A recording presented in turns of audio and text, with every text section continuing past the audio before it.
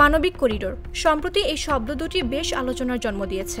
ঘটনার সূত্রপাত হয় পররাষ্ট্র উপদেষ্টা তৌহিদ হোসেনের দেয়া একটি তথ্য থেকে। তিনি জানান, মিয়ানমারের রাখাইনে রোহিঙ্গাদের জন্য শর্ত পূরণ সাপেক্ষে একটি হিউম্যানিটারিয়ান প্যাসেজ বা মানবিক করিডোর দেওয়ার বিষয়ে বাংলাদেশ নীতিগতভাবে সম্মত হয়েছে। এমন তথ্য প্রকাশের পর দেশজুড়ে শুরু হয়েছে ব্যাপক আলোচনা সমালোচনা।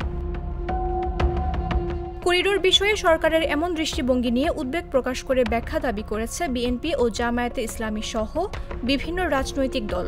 যদিও মানবিক করিডোর নিয়ে সরকার কোনো চুক্তি স্বাক্ষর করেনি বলে জানিয়েছেন জাতীয় নিরাপত্তা উপদেষ্টা ও প্রধান উপদেষ্টা রোহিঙ্গা বিষয়ক high representative doctor Khalilur Rahman.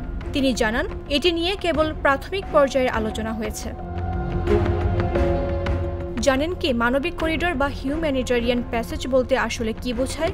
কিভাবে ও কেন কোনো দেশে এ ধরনের করিডোর প্রতিষ্ঠা করা হয়? মানবিক করিডোর কি? এ বিষয়ে জাতিসংঘের সাবেক কর্মকর্তা মুশতাক আহমেদ সংবাদ মাধ্যম বিবিসি বাংলাকে বলেছেন, যুদ্ধবিধ্বস্ত এলাকায় মানবিক সহায়তা পাঠানোর যখন কোনো উপায় থাকে না, তখন একটি স্বীকৃত পথ বা প্যাসেজের প্রয়োজনীয়তা তৈরি হয়। তবে করিডোর মানেই যে জলভাগ বা স্থলভাগ হবে এমন নয়, বরং এটি সময় নির্ধারণ করেও হতে পারে। সংঘাতময় এলাকা মানবিক সহায়তা পাঠানোর এমন পথ বা পদ্ধতি মানবিক করিডোর। মূলত জাতিসংঘ সাধারণ অধিবেশন রেজলিউশনে মানবিক নীতিকে অনুমোদন করা হয়েছিল। সংস্থাটি মানবিক সহায়তার ক্ষেত্রে সব কার্যক্রম গাইড করে থাকে। সহায়তা বলতে যুদ্ধ, জলবায়ু বা প্রাকৃতিক দুর্যোগের কারণে যাদের মৌলিক অধিকার বিঘ্নিত তাদের জীবন রক্ষাকারী সহায়তার কথা বলা হচ্ছে। তবে এই মানবিক সহায়তা অবশ্যই হতে হবে মানবিক নিরপেক্ষতা ও ন্যায্যতার নীতি অনুসারে। অন্যদিকে নিরাপদ মানবিক করিডোরের অর্থের সংজ্ঞায় সংস্থাটি বলছে, জরুরি সরবরাহের জন্য একটি প্যাসেজ। এমন একটি মানবিক করিডোরের মধ্য দিয়ে ত্রাণ সামগ্রী মুক্তভাবে সংঘাতময় এলাকায় যেতে পারে। জাতিসংঘের সনদ অনুসারে ক্ষতিগ্রস্ত দেশের সম্মতিতে মানবিক সহায়তা দেওয়া উচিত। এটি হবে একটি অসামরিক জোন, একটি নির্দিষ্ট এলাকা এবং একটি নির্দিষ্ট সময়ের জন্য। সংঘাতে জড়িত পক্ষগুলো তাতে সম্মত হতে হবে।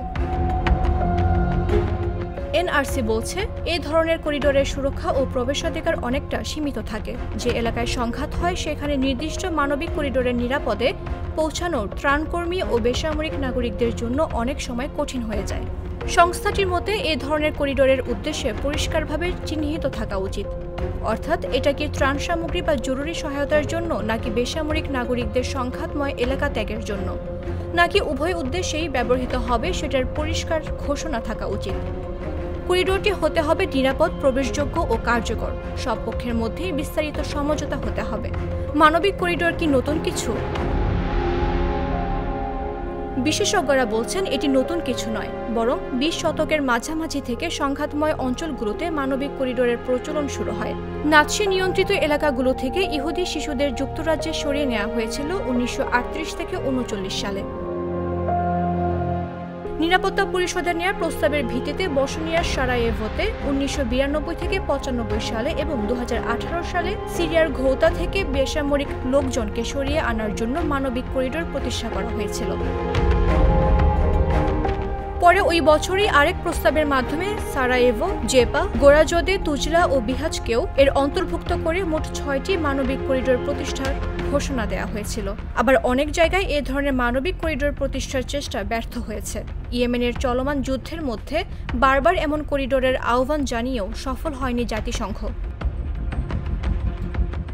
আফ্রিকার কঙ্গোয় 2008 সালে রাষ্ট্রীয় বাহিনী এবং জেনারেল লরেন্ট নকুন্ডার নেতৃত্বাধীন মিলিশিয়া বাহিনীর মধ্যে সশস্ত্র দাঙ্গা চরম আকার ধারণ করলে জাতিসংঘের প্রস্তাবে গোমা অঞ্চলে একটি মানবিক করিডোর খোলার ব্যবস্থা করা হয়, কিন্তু সেটি শেষ পর্যন্ত সামরিক নানা বিষয়ে জড়িয়ে সংকটে পড়ে যায়।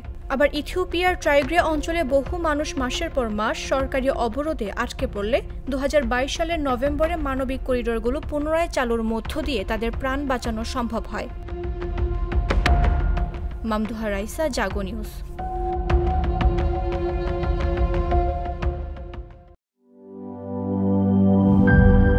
সিল্কোর সিল্ক অ্যান্ড শাইন, যাতে আছে আর্গান অয়েল ও ওট প্রোটিনের গুডনেস, যা আপনার চুলকে রাখে হেলদি অ্যান্ড শাইনিং।